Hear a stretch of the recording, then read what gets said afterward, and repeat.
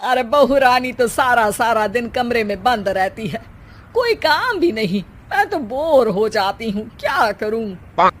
तभी मीना की सहेली रीना उससे मिलने आती है। अरे मेरे घर का भी यही हाल है, बेटा ऑफिस और बहू कमरे में बंद, समय काटे नहीं कटता।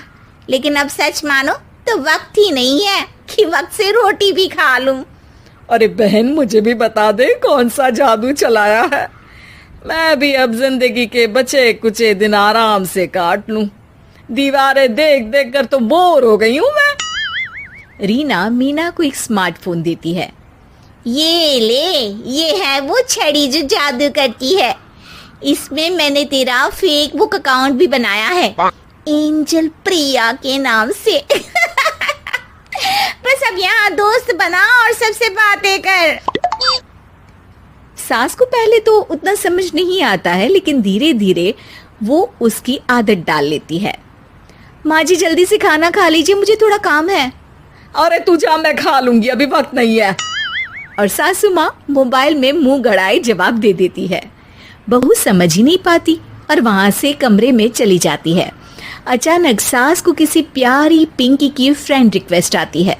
अरे वाह, ये तो कोई प्यारी सी लड़की लगती है, बात करती हूँ। सास फ्रेंड रिक्वेस्ट अपनाकर बात करने लगती है।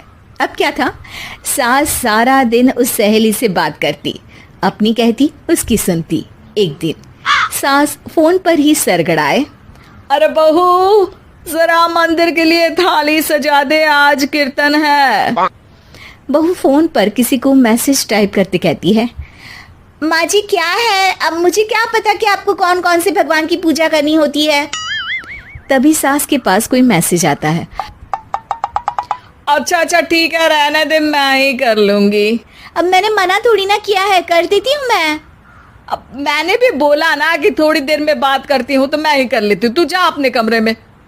बहू वहां से चली जाती है। सास मंदिर पहुंचती है और मंदिर की सीढ़ियों पर बैठकर सास फोन पर लिखती है। अरे मेरी बहू सारा दिन अपने कमरे में बैठी रहती है। वहां से रिप्लाई आता है। मैं आपकी बहू को तो जानती नहीं हूँ, लेकिन हाँ एक बात है, हो सकता है आपने उसे ताने दिए होंगे या फिर उसका दिल दुखाया होगा। ऐसा करने पर बहुओं का मन ससुराल से हट जाता है। याद रखिए, बहू और बेटी में फर्क होता है।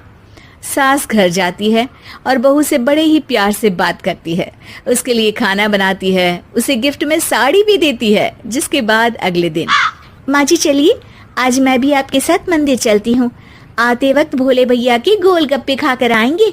अरे हाँ बहू, ये तो अच्छा है, चलो। सास मन में सोचती है कि उसकी फेक बुक वाली दोस्त कितनी अच्छी है। उसके समझाने से उसे उसकी बहू वापस मिल गई।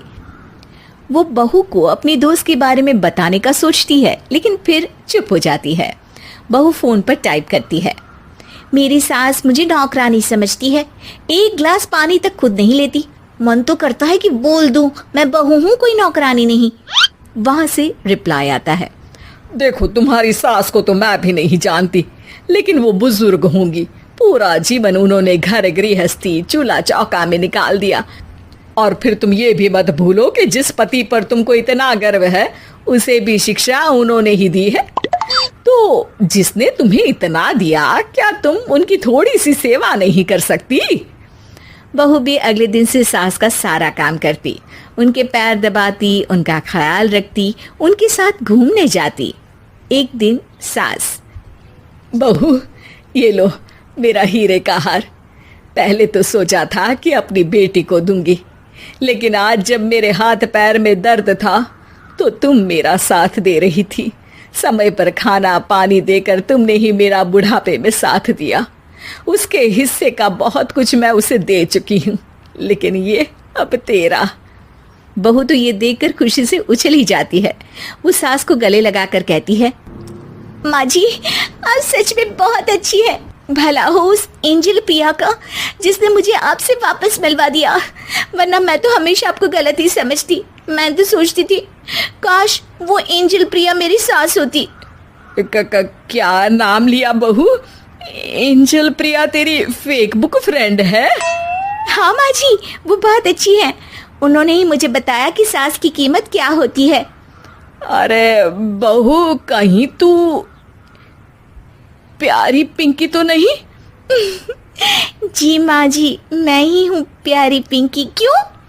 सास बहू को गले लगाकर कहती है।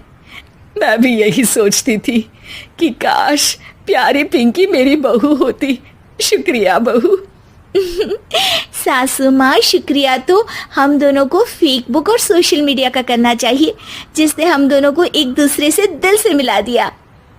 अब तक दोनों को समझ आ गया था कि जो खुशी वो बाहर ढूंढ रहे थे, सच में तो वो उनके घर में ही थी।